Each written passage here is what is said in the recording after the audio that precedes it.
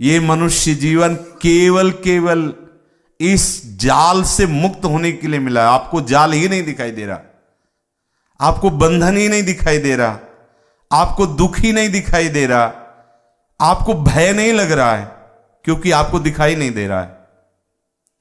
ये कुछ समय का शरीर आपको इस कर्म भूमि में इसलिए दिया गया है कि आप अपने धर्माचरण के द्वारा, भक्ति के द्वारा अपने कर्म संस्कारों को मिटा करके भगवत प्राप्ति कर ले।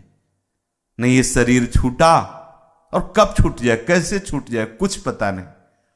अभी कुछ समय पहले ही हमसे वो उपासिका मिली, तो उसने कहा हमारी भी किडनी खराब है, 35 वर्ष की अवस्था होगी, बहुत सुशील सज्जन परिवार की। वो कहा हमारी भी खराब है। तो उसने कहा कि परिवार वाले कहते हैं कि किडनी बदला दी जाए, आपका क्या आदेश। हम कहा हमें उचित तो यही लगता है कि डायलिसिस आदि के द्वारा जीवन व्यतीत कर लिया जाए। दूसरे के शरीर को कटवा के अपने शरीर को पुष्ट करना हमारी राय तो कभी होगी नहीं, कभी नहीं होगी।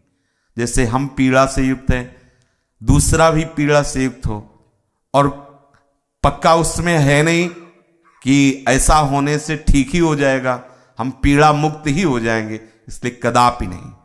मेरी राय है जहां तक हो सके अपने शरीर का भोग आया है उसे अपने शरीर में ही भोग लेना चाहिए। ऐसा ही हुआ। क्रिएटिनिन 9 था, इस शरीर का 12 के लगभग था। अब उसका डायलिसिस पहले यहां से करते हैं, यहां से जो ही शुरू किया तो दिल फेल हो गया, अब यहां बंद कर दिया। उसका उपचार पैर से शुरू किया तो ब्लॉक हो गया, परेशानी, दवाइयां चलती रही, बुखार इतना। ये अभी कल की घटना, कल ही शरीर पूरा हुआ, कल परसों। फिर यहां से हुआ, दोबारा हार्ट फेल हो गया, जय श्री राधे हो गए, खत्म किया। वही उसकी भावमयी मूर्ति सामने रह गई, खत्म खेल उसका, सत्ता ही खत्म। त्रिकाल में कभी वो रूप नहीं, कभी वो व्यक्ति नहीं, कभी आज खत्म।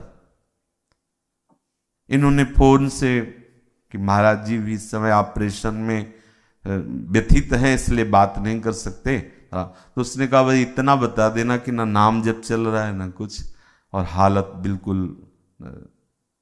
तो इन्होंने हमें कल बताया ऐसा, तो एकदम हृदय में लगा कि कैसे प्रभु का कैसा बिला, और लोग समझ नहीं रहे। आप अमरौती थोड़ी खाए हो, किसी भी क्षण आपको काल भगवान किसी भी चाल से इस शरीर से हटा देंगे। ये प्रमादी जन, अज्ञानी जन बस अहम की धरा में, जिन मैंने ये कर लिया वो करूंगा, ये कमा लिया वो कमाऊंगा, ये भोग लिया वो भोगूंगा, अच्छा यही हमारा लक्ष्य थोड़ी।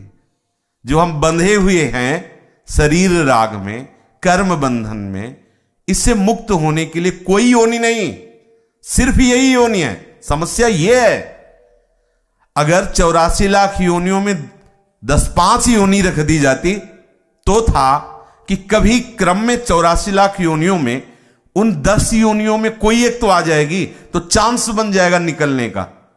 आपको लगता है कि निकलने की जरूरत नहीं है, क्योंकि अज्ञानी हो, मन में संसार और विषयों के प्रति राग है।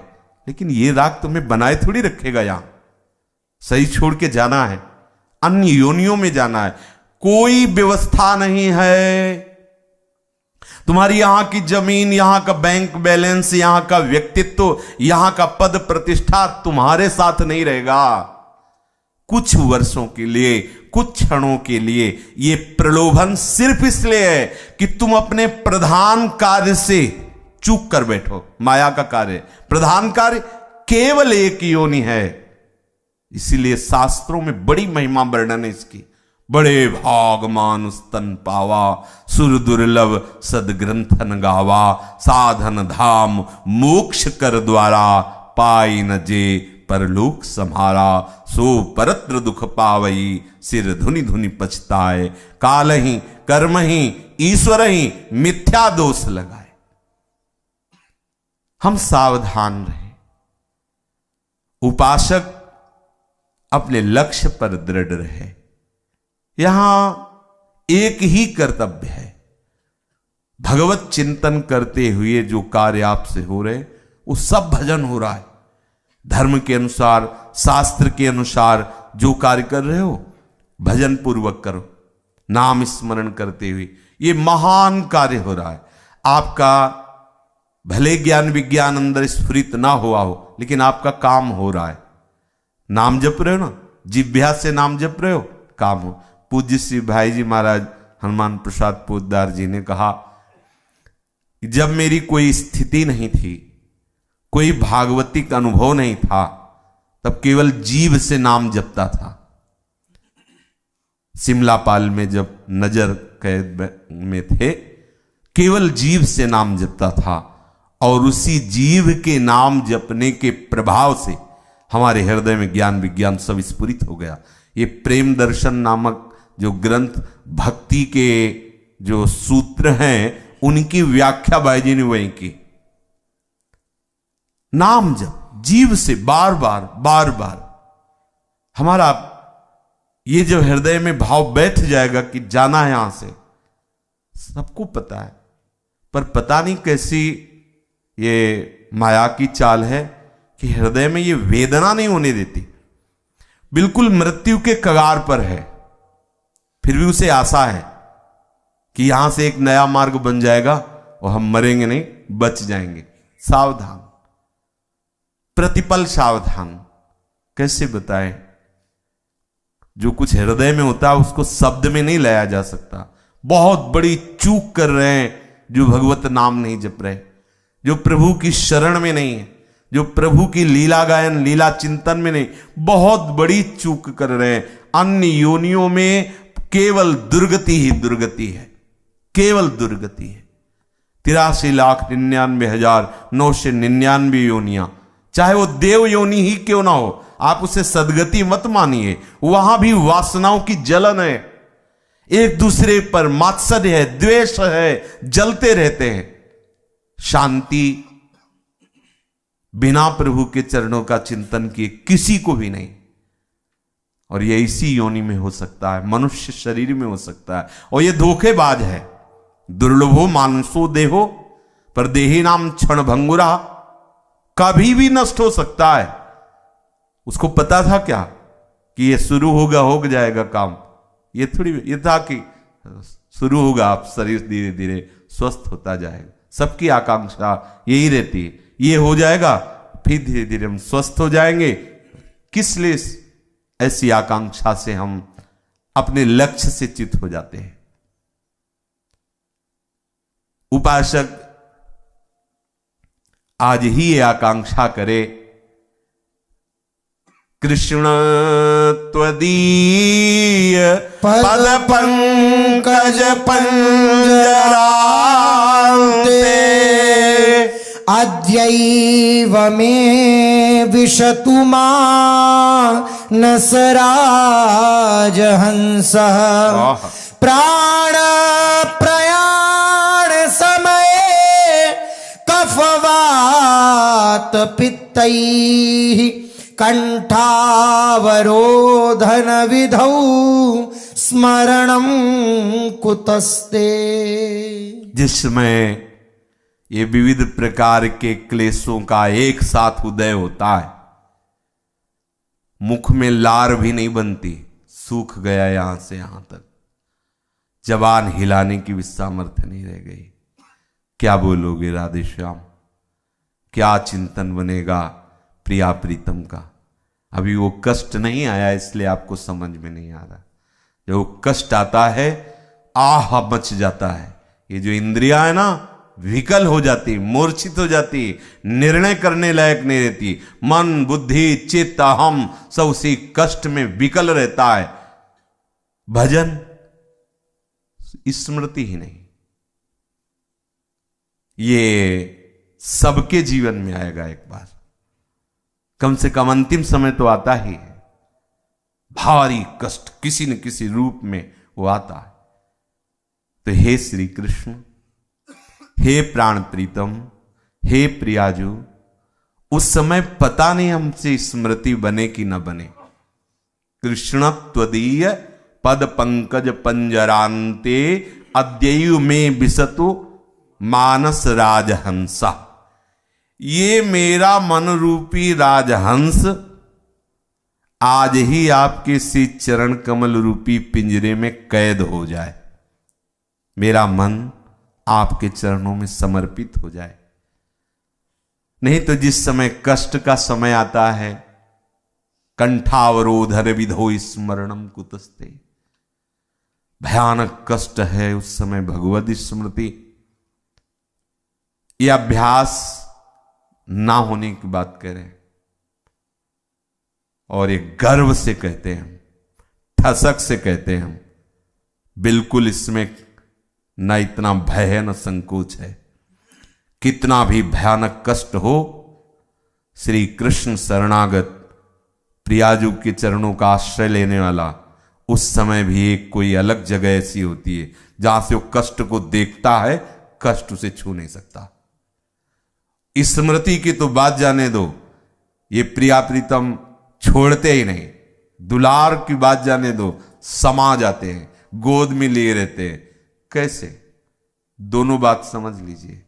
अगर एक सीमा है, उसको आप पार नहीं हुए तो फिर ये स्थिति रहती है, नहीं होता भजन। सब इंद्रियां कष्ट से विकल होती, कौन भजन करे? क्योंकि अहम शरीर में लगा हुआ है, और जब अहम प्रभु में लगा होता है अलग आनंद रहता है। इसलिए प्रयासरत रहो, ये मेरा मन अभी लग जाए, मेरा मन रूपी राजहंस, हे प्रभु आज ही आपके चरणों में अभी अभी कैद हो जाए, कैद कर लो। राजहंस है, उड़ ना जाए, ये चंचल है, उड़ सकता है, कैद कर लो, आपके चरणों से कभी ना जाए। नहीं तो प्रभु पता नहीं अंतिम समय आपकी स्थिति बने कि न बने, आपके रूप का ध्यान हो कि ना हो, स्मृति हो कि ना हो। और पक्का अंतिम समय हमने जो बहुत काल तक कर्म किए हैं उनका परिणाम होता है अंतिम समय। वो फोटो खींचने का समय होता है। अगर एक आंख बंद हुई तो एक ही आंख बंद वाली आएगी फोटो ना, जब फोटो खींचने को होता है। ऐसे अंतिम समय जो जो आपने कर्म किया, ऐसा नहीं कि जीवन भर पाप के अंतिम में हरि बोल दोगे, नहीं, वो तो कोई कृपा पात्र, अचानक किसी महापुरुष की कृपा, संत कृपा, ऐसा कुछ। जैसे नारायण के मुख से पुत्र के बहाने ही निकला तो संतों का आशीर्वाद, जो संत मंडली उनके यहां आई थी, कहा था आप अपने पुत्र का नाम नारायण रखवा दो, ये उन्हीं का संकल्प काम कर रहा था। अंतिम समय बड़े बड़ों का होश उड़ जाता है। उस समय भगवत स्मृति, भगवत कृपा से, गुरु कृपा से और पूर्वाभ्यास उसमें जरूर होना चाहिए। जैसे आप बराबर नाम जप कर रहे हैं, भगवत स्मृति में है, और ऐसा कोई घटना घटी कि आप नहीं कर पा रहे, हो सकता है ऐसा, ज्यादा अभ्यास आपका पुष्ट नहीं हुआ, तो किसी न किसी भजनानंदी को भजन आकर्षित करेगा और आपके समीप लाएगा और आपका काम बन जाएगा। कितनी ऐसी घटना हुई। भाई जी महाराज, राधा बाबा जी, कितने से संतों के चरित्र में वो अंतिम समय गए, उनके पहुंचते ही नाम चलने लगा, जिह्वा से नाम चलने लगा। जो स्पर्श किया तो प्रभु की रूप माधुरी आ गई और शरीर पूरा हो गया। आएंगे, किसी न किसी रूप में आएंगे। अगर वो बाहर से नहीं आते तो अंदर से वो स्वतः कृपा करके स्मृति के रूप में जागृत हो जाएंगे। पर हम कल का भरोसा क्यों करें? हम ऐसे आशा क्यों करें? हम अभी इसी क्षण अपने अभ्यास को इस तरह से परिपक्व कर लें कि कैसी भी परिस्थिति हो नाम न छूटे। भूखे रहकर जप करें, प्रसाद पाके जप करें, रात भर जग के जप करें, सो के जप करें, बैठ के जप करें, चलते फिरते जप करें, काम करते हुए जप करें, स्वस्थ शरीर है तो जप करें, अस्वस्थ है तो जप करें। मत मानिए कि आपका शरीर अलग है, जो मर रहे हैं इनका अलग है। हाँ, ये पापी लोग हैं, किसी किडनी फेल हो रही, किसी को, हम तो पुण्यात्मा है, देखो हमें कहां कुछ हुआ, हमारा भजन जोर का है। अरे होश उड़ जाएंगे। भजन बच्चापन से लेकर के जब से होश संभाला होगा तब से आज तक कहा नहीं जाता, लेकिन आज तक की बात कर रहे हैं, इसके सिवा कुछ है ही नहीं, कुछ नहीं। कभी कोई भूल से पैर से चींटी मर गई तो मर गई, कभी किसी जीव को ऐसे त्रास दिया हो इस जन्म में, ऐसा कहीं भूल से कोई धर्म के विरुद्ध आचरण, कभी ऐसी स्फूर्ति, कभी ऐसा हरि साक्षी उस बात के वो जानते हैं ऐसा हो। ये थोड़ी कि हमारा इसी जन्म के जन्म जन्मांतरों का हिसाब चलता है, जन्म जन्मांतरों की जीव के अंदर लीलाएं चलती हैं। वो तो जो शरणागत हो गया तो उसको वो मानता नहीं, सामने से विपत्ति आ रही है उसको विपत्ति नहीं मानता, सामने से भयंकर दुख आ रहा है उसे दुख नहीं मानता। क्यों नहीं मानता? क्योंकि वो जान गया है, उसकी जो परिचय की वृत्ति है वो उदय हो गई।